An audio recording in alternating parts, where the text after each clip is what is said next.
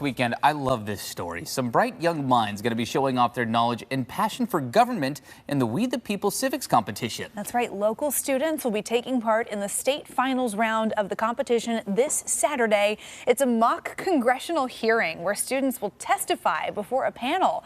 Pretty neat. Yeah. The event organized by the Civics Learning Project. We have Executive Director Sam Kang joining us now. Good morning. Good morning. Thanks for having me on. Oh, This thanks is wonderful. For being here. Glad you're here. Yeah, I just think this is such a great initiative to get students, to get kids involved in civics learning. So what is the Civics Learning Project? So we're a nonpartisan, nonprofit education organization, and we believe that the best way to preserve democracy is to teach democracy.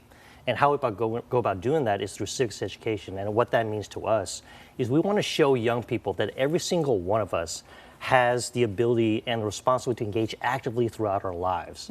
And we do that by working with teachers and civic leaders all over the state to craft programming for students as young as elementary age students all the way through high school, and to craft that programming around hands-on experiential learning to make civics come alive. Yeah, I think it's great. I mean, think about the lifelong impact that has. And then I also think about at that age, too. I mean, you can vote when you're 18. Sometimes that means a senior in high school can vote. So to learn more about this just makes so much sense. Okay, so the We the People competition, break that down from the very beginning. What is this competition? Yeah, so We the People competition is designed as a mock congressional hearing, as Emily said. It's an annual competition that tests students' knowledge about the Constitution and how it works.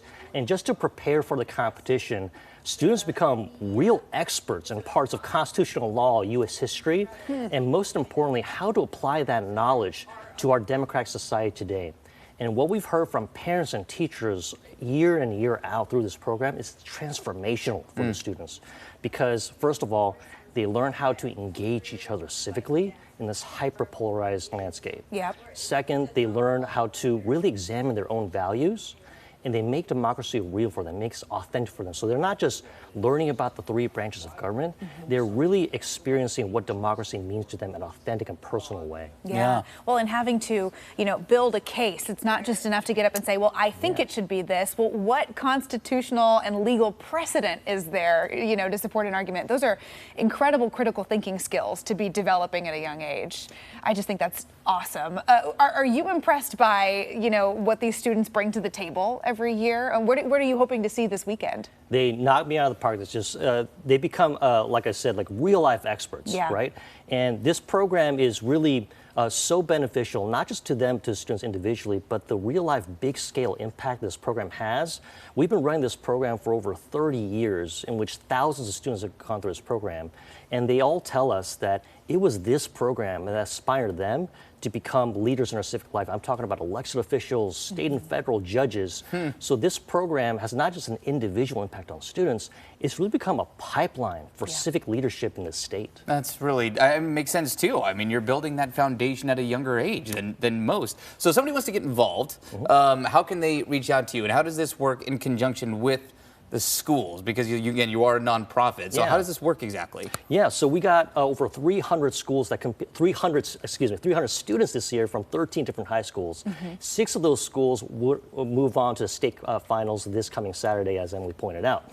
And the winner would go on to represent Oregon at the national competition in Washington, D.C. in April. Wow. And we have quite a legacy with this program. So what's at stake here is that Oregon is a perennial contender for that national title. In the last 14 years alone, the team coming out of Oregon has won the national title 7 times. Oh my gosh! We're actually the defending champions coming to this year, because last year Grant High School took home the national crown. So all of you UFO fans and Duck fans out there and proud Oregonians who watched a very unfortunate Rose Bowl, hope still lives for a national crown through We the People through Oregon. So tune in. It's going to happen this Saturday. We could still be hoisting a trophy high, and one of our finalist teams this weekend, right? Right. This is the state champion trophy. Oh, that's so cool. I thought I was going to lift it up, but one, I'm too scared that it's going to break on me just in case I have that live TV moment. But two, I don't deserve to. I didn't win this thing. Yeah, where's your constitutional argument, Travis? I don't have it, so I'm going to leave that there for those that deserve it. Well, that's really exciting. We are excited to see how things go this weekend, and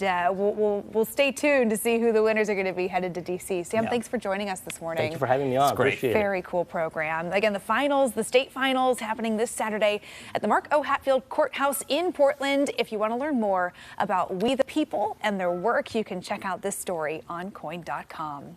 It's 7:39.